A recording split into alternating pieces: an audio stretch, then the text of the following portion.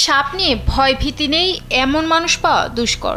বাড়ির আশেপাশে তাই অতিরিক্ত সতর্কতা পালন করে থাকে অনেকেই। সম্প্রতি সাপ নিয়ে এক ভয়ঙ্কর ঘটনা ঘটেছে।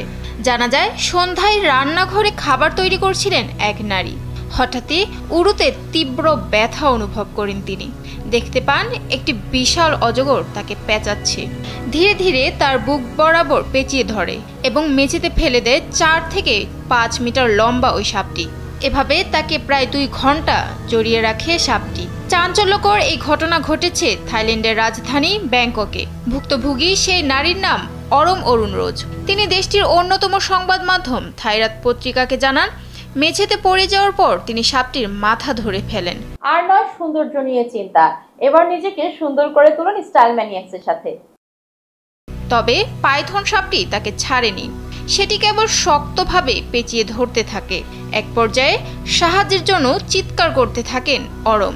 পরে সেখান দিয়ে যাওয়ার সময় তার এক প্রতিবেশী অরমের চিৎকার শুনে কর্তৃপক্ষকে খবর দেন।